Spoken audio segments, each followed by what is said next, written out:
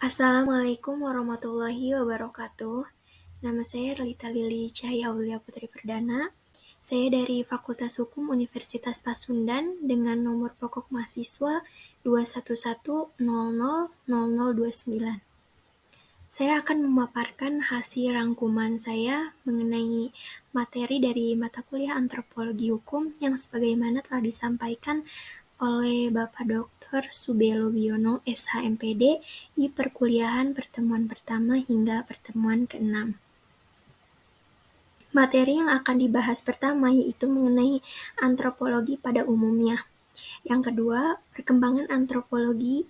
Yang ketiga, cabang-cabang antropologi, di mana pada pembahasan cabang-cabang antropologi akan dijelaskan sekaligus mengenai antropologi fisik yang merupakan cabang dari antropologi biologi, dan juga sekaligus akan membahas antropologi budaya secara spesifik. Yang keempat, akan membahas mengenai riset antropologi budaya terhadap fenomena politik uang, dan yang terakhir akan membahas tentang kebudayaan individu dan masyarakat. Sekarang kita pada pembahasan yang pertama, yaitu tentang antropologi pada umumnya. Pada pembahasan antropologi pada umumnya ini akan membahas mengenai 3 materi, yaitu tentang pengertian antropologi, manfaat antropologi, dan hubungan antropologi dengan ilmu pengetahuan lainnya. Pengertian antropologi menurut Kamus Besar Bahasa Indonesia adalah studi tentang manusia, terutama tentang asal-usul warna dan bentuk fisik, adat istiadat, dan kepercayaan masa lalu. Menurut Meinanda dan Ahmad, antropologi berasal dari bahasa Yunani yakni mengacu pada manusia dan ilmu, atau anthropos dan logos. Ilmu antropologi mempelajari manusia sebagai makhluk biologis dan sosial secara bersamaan. Antropologi mempelajari tingkah laku manusia dan sudut pandang keragaman fisik dan keragaman budaya, atau pola tingkah laku, adat istiadat, dan prestasi manusia. Oleh karena itu, hasil yang diperoleh manusia yang satu dengan manusia yang lain akan berbeda. Dan menurut ahli antropologi Indonesia yaitu Kuncharaningrat, antropologi adalah ilmu yang mengkaji masalah-masalah berupa: yang pertama, masalah terjadinya dan perkembangan manusia sebagai makhluk sosial. Yang kedua, masalah sejarah terjadinya aneka warna makhluk manusia dari sudut pandang karakteristik fisiknya. Yang ketiga, masalah yang berkaitan dengan penyebaran dan terjadinya variasi bahasa yang diucapkan manusia di seluruh dunia. Yang ketiga, masalah yang berkaitan dengan perkembangan, penyebaran, dan terjadinya variasi kebudayaan manusia di seluruh dunia. Dan masalah dasar-dasar dan variasi kebudayaan manusia dalam kehidupan masyarakat dan suku bangsa di seluruh dunia. Yang kedua, mengenai manfaat antropologi. Mempelajari antropologi memberikan manfaat yang luas, mulai dari memperoleh pemahaman mendalam tentang manusia dan kebudayaannya, hingga aplikasi praktis dalam berbagai bidang kehidupan. Yang kedua, membantu kita memahami keragaman manusia dan perilakunya.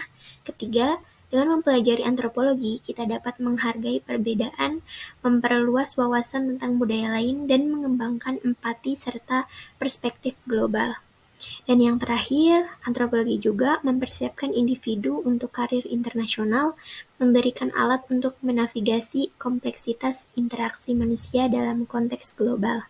Selanjutnya, hubungan antropologi dengan ilmu pengetahuan lainnya. Semua bidang termasuk antropologi saling berhubungan dalam kebanyakan kasus. Hubungan itu bersifat timbal balik. Antropologi membutuhkan bantuan dari semua bidang lain. Sebaliknya, semua bidang lain juga memerlukan bantuan antropologi. Hubungan itu misalnya dapat kita lihat antara ilmu antropologi dengan beberapa ilmu sebagai berikut. Yang pertama, hubungan antara ilmu geologi dan antropologi. Dalam mempelajari subbab dari ilmu antropologi, yaitu ilmu paleontropologi dan prehistori, membutuhkan ilmu geologi, di mana ilmu geologi ini mengkaji tentang ciri-ciri lapisan bumi serta perubahannya. Dengan mempelajari ilmu geologi akan mempermudah dalam menganalisa umur dari lapisan-lapisan bumi tempat artefak-artefak atau fosil-fosil terkandung. Yang kedua, hubungan antara ilmu paleontologi dan antropologi. Bantuan dari paleontologi sebagai ilmu yang meneliti fosil makhluk-makhluk di zaman dahulu, dan ilmu ini dapat mempermudah dalam membuat rekonstruksi tentang evolusi makhluk dari zaman dahulu hingga sekarang. Mengetahui tentang umur dari fosil-fosil kera dan fosil-fosil manusia. Artefak-artefak bekas kebudayaan yang digali itu dapat juga dicapai dengan mengetahui umur relatif dari fosil-fosil paleontologi yang terdapat di dekatnya. Yang ketiga, hubungan antara ilmu kesehatan masyarakat dan antropologi. Ilmu antropologi dapat memberi kepada para dokter kesehatan masyarakat yang akan bekerja dan hidup di berbagai daerah dengan aneka warna kebudayaan, metode-metode dan cara-cara untuk segera mengerti dan menyesuaikan diri dengan kebudayaan dan adat istiadat lainnya.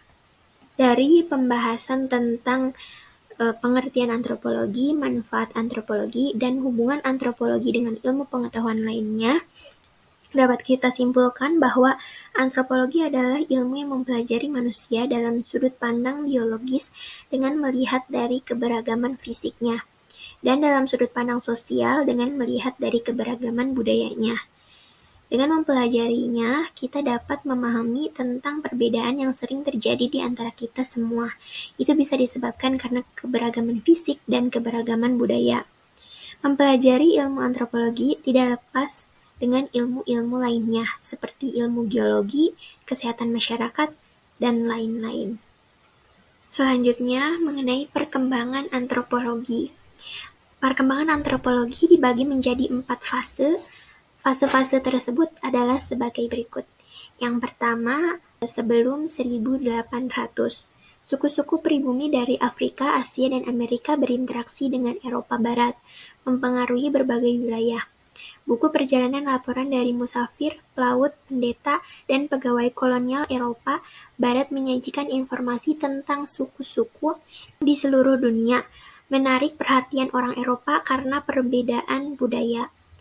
Materi ini dikenal sebagai etnografi, deskripsi suku-suku yang cenderung menyoroti hal-hal aneh bagi orang Eropa karena keunikan materi etnografi tersebut. Menarik minat kalangan terpelajar di Eropa Barat sejak abad ke-18. Perspektif orang Eropa terhadap bangsa-bangsa di Afrika, Asia, Oseania, dan penduduk asli Amerika sangat beragam. Antara lain, sebagian orang Eropa melihat negatif pada bangsa-bangsa tersebut. Yang kedua, sebagian orang Eropa justru memuji sifat baik dari bangsa-bangsa tersebut. Yang ketiga, sebagian orang Eropa mulai mengumpulkan barang-barang kebudayaan dari suku-suku di seluruh dunia karena mereka tertarik pada keanehan adat istiadat. Selanjutnya, di fase kedua yaitu kira-kira pertengahan abad ke-19. Fase kedua terjadi pada pertengahan abad ke-19, di mana cabang ilmu antropologi mulai mempelajari masyarakat dan kebudayaan primitif. Kajian tersebut melibatkan pengumpulan informasi tentang sejarah evolusi dan penyebaran kebudayaan manusia. Pada tahap ini, penelitian etnografi mulai berkembang berdasarkan pemikiran evolusi dan difusi. Dalam perkembangannya, ilmu antropologi dalam fase kedua ini menjadi ilmu akademikal, dengan tujuan memahami masyarakat dan kebudayaan primitif untuk memperoleh pemahaman tentang berbagai tahap dalam sejarah evolusi dan penyebaran kebudayaan manusia. Selanjutnya, di fase ketiga yaitu awal abad ke-20. Pada awal abad ke-20, bidang antropologi mulai meneliti masyarakat dan budaya suku bangsa di luar Eropa atau atas permintaan pemerintah kolonial. Kajian ini bertujuan untuk memahami masyarakat yang semakin kompleks saat itu, sekaligus terkait dengan kekuasaan negara-negara penjajah Eropa. Antropologi pada tahap ini menjadi ilmu praktis dengan fokus mempelajari masyarakat dan budaya suku bangsa di luar Eropa untuk kepentingan pemerintah kolonial dan pemahaman tentang masyarakat modern yang kompleks. Kemudian pada fase selanjutnya yaitu fase keempat, sesudah kira-kira 1930. Fase keempat ditandai oleh perubahan penting, yaitu hilangnya bangsa-bangsa primitif dan munculnya sikap antipati terhadap kolonialisme. Pada fase ini, ilmu antropologi tampak kehilangan fokus penelitiannya karena perubahan tersebut. Oleh karena itu, antropologi menetapkan tujuan yang baru. Dalam fase perkembangannya yang keempat ini, ilmu antropologi memiliki dua tujuan, yaitu tujuan akademik dan tujuan praktis. Tujuan akademiknya adalah memahami makhluk manusia secara umum dengan mempelajari berbagai aspek fisik, sosial, dan budayanya. Karena umumnya antropologi mempelajari masyarakat suku, tujuan praktisnya adalah memahami dan membangun masyarakat suku dengan beragam warna kehidupan masyarakat suku tersebut. Selanjutnya, yaitu materi yang ketiga tentang cabang-cabang antropologi. Cabang-cabang antropologi itu dibagi menjadi dua cabang besar. Yang pertama, antropologi biologi dan antropologi budaya. Antropologi biologi adalah cabang antropologi yang memfokuskan pada manusia sebagai organisme biologis. Salah satu fokus utama cabang ini adalah studi tentang masalah evolusi manusia. Kemudian yang kedua, antropologi budaya. Cabang antropologi yang mempelajari kebudayaan secara keseluruhan dan berbagai kebudayaan dari berbagai negara di seluruh dunia dikenal dengan antropologi budaya. Studi ini menyelidiki bagaimana manusia dapat berkebudayaan dan mengembangkan kebudayaannya sepanjang waktu. Ilmu ini mempelajari cara hidup manusia dengan mempertahankan dan mengubah lingkungannya. Orang memperoleh gaya hidup ini melalui pengalaman hidup dan proses belajar atau sosialisasi. Sebagian terbesar kajiannya dilakukan secara perbandingan dengan cara pengamatan, penulisan, dan pemahaman kebudayaan dalam masyarakat manusia termasuk di dalam perilaku hukum. Konsepsi pengkajian budaya ini memberikan gambaran bahwa kebudayaan itu adalah sesuatu yang sangat esensial pada dirinya. Berbeda dengan makhluk lain meskipun manusia juga memiliki ketidaksempurnaan dan keterbatasan. Antropologi biologi dibagi menjadi dua, yaitu paleoantropologi dan antropologi fisik. Paleoantropologi adalah cabang ilmu yang mengkaji asal-usul dan evolusi manusia dengan menganalisis sisa-sisa tubuh fosil manusia dari zaman lampau yang terdapat dalam lapisan bumi. Peneliti harus menggunakan berbagai metode penggalian untuk mengumpulkan fosil-fosil tersebut. Yang kedua, antropologi fisik. Antropologi fisik secara spesifik merupakan bagian dari bidang antropologi yang berusaha memahami sejarah terjadinya aneka warna manusia berdasarkan karakteristik fisiknya. Penelitian ini menggunakan ciri-ciri tubuh, baik yang terlihat atau fenotipik, seperti warna kulit, rambut, maupun yang tidak terlihat atau genotip, seperti golongan darah. Manusia di seluruh dunia dapat dikelompokkan berdasarkan kesamaan ciri fisik tertentu.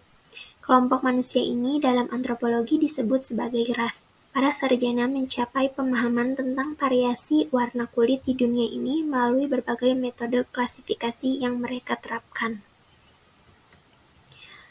Selanjutnya, antropologi budaya. Antropologi budaya ini dibagi menjadi 6. Yang pertama, prehistori. Prehistori menyelidiki evolusi dan penyebaran setiap kebudayaan manusia sebelum manusia mengenal huruf.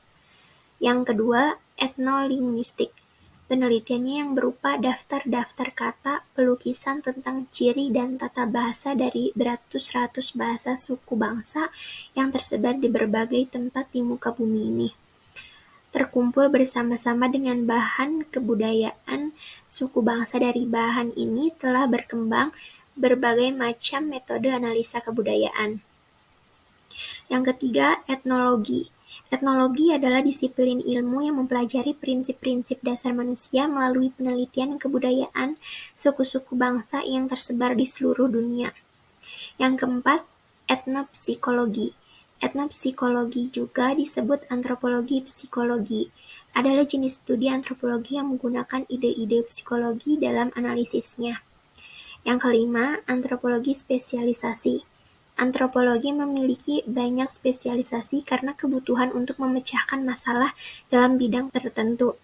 Untuk melakukan hal ini, para ahli antropologi seringkali harus menggunakan konsep-konsep dari bidang lain. Yang keenam, antropologi terapan. Sebagai ilmu terapan, antropologi dapat digunakan untuk lebih memahami masalah seperti pendidikan, adopsi teknologi oleh petani, masalah kehidupan buruh pabrik, dan masalah lainnya. Hasilnya adalah data-data yang dapat digunakan sebagai input dalam proses membuat kebijakan pemerintah. Selanjutnya, pembahasan yang keempat yaitu kajian antropologi budaya terhadap fenomena politik uang. Menurut penelitian yang dilakukan oleh Nabila DKK pada tahun 2022, masyarakat Desa Maja, Kecamatan Maja, Kabupaten Lebak sekarang menganggap politik uang sebagai kebiasaan. Bahkan dalam komunitas desa yang bersatu padu, politik uang dianggap memiliki kekuatan besar untuk mengikat suara masyarakat dalam kontestasi politik. Hasil penelitian menunjukkan bahwa orang-orang di Desa Maja memiliki persepsi yang berbeda dari standar hukum tentang politik uang. Menurut masyarakat, politik uang adalah cara untuk menunjukkan rasa terima kasih atas suara yang diberikan dan berinteraksi dengan masyarakat. Hasil penelitian ini juga menunjukkan bahwa masyarakat memiliki persepsi yang tidak sejalan dengan hukum. Jika seorang pemimpin dianggap sesuai oleh hukum, untuk tidak berpolitik dengan uang, tetapi seorang pemimpin yang tidak memberikan manfaat langsung kepada masyarakat dalam bentuk uang, barang, atau fasilitas bangunan, mereka dianggap tidak peduli dan tidak sesuai dengan standar pemimpin ideal di Desa Maja. Selain keinginan untuk mendapatkan uang, masyarakat juga menilai cara calon pemimpin ini menyampaikan tujuannya untuk melakukan politik dengan uang kepada masyarakat. YR yang diwawancarai oleh Nabila DKK pada tahun 2022 mengatakan bahwa dia lebih senang ketika kandidat mendatanginya secara langsung dan menggunakan pendekatan emosional. Kandidat ini dianggap lebih beretika dibandingkan dengan kandidat yang hanya menitipkan uangnya ke tim yang berhasil tanpa memberikan alasan yang masuk akal untuk menjelaskan tujuannya. Selama tinggal di Desa Maja, mereka menerima uang untuk politik pemilu dalam bentuk uang, sembako, makan gratis, pakaian, dan fasilitas publik seperti masjid, musola, perbaikan jalan, dan gedung umum. Uang adalah yang populer dari semua jenis tersebut. Masyarakat Desa Maja memanfaatkan uang hasil politik untuk memenuhi kebutuhan sehari-hari. Selain faktor ekonomi, faktor budaya juga berperan, sudah menjadi kebiasaan di Indonesia. Kebiasaan itu adalah tidak pantas menolak pemberian dan terbiasa untuk membalas atas pemberian tersebut. Politisi menggunakan instrumen kultural ini untuk menjalankan politik uang di masyarakat. Selain itu, masyarakat telah menjadikan pemilu sebagai tempat di mana para politisi dan anggota masyarakat saling membantu untuk mencapai tujuan bersama. Korupsi telah menjadi budaya dan politik uang secara terang-terangan dilakukan. Oleh karena itu, situasi ini sudah menjadi budaya. Para politisi menggunakan instrumen budaya ini untuk melakukan politik uang. Meskipun demikian, praktik politik uang tidak dibenarkan secara hukum karena akan mengancam demokrasi. Menurut pasal 515 Undang-Undang Republik Indonesia Nomor 7 Tahun 2017 tentang Pemilihan Umum, politik uang secara eksplisit dilarang dalam proses pemilu. Aturan tersebut menyatakan bahwa setiap orang yang dengan sengaja pada saat pemungutan suara menjanjikan atau memberikan uang atau materi lainnya kepada pemilih supaya tidak menggunakan hak pilihnya atau memilih peserta pemilu tertentu atau menggunakan hak pilihnya dengan cara tertentu sehingga surat suaranya tidak sah, dipidana dengan pidana penjara paling lama 3 tahun dan denda paling banyak 36 juta rupiah. Regulasi mengenai politik uang merupakan bentuk ketidakefektifan hukum di masyarakat. Ketidakefektifan ini disebabkan karena budaya di masyarakat bertolak belakang dengan hukum. Di sini, efektivitas sosial sangat berpengaruh pada keefektifan hukum. Selanjutnya, pembahasan yang kelima yaitu tentang kebudayaan individu dan masyarakat. Individu merupakan unit terkecil pembentuk masyarakat. Individu berasal dari kata Yunani yaitu individuum yang artinya tidak terbagi. Individu merupakan kesatuan yang terbatas yaitu sebagai manusia perseorangan, bukan sebagai manusia keseluruhan. Dengan demikian dapat disimpulkan bahwa individu adalah masing-masing manusia yang memiliki peran unik atau khusus dalam kepribadiannya. Masyarakat. Dalam bahasa Inggris, masyarakat disebut society, asal kata socius yang berarti kawan.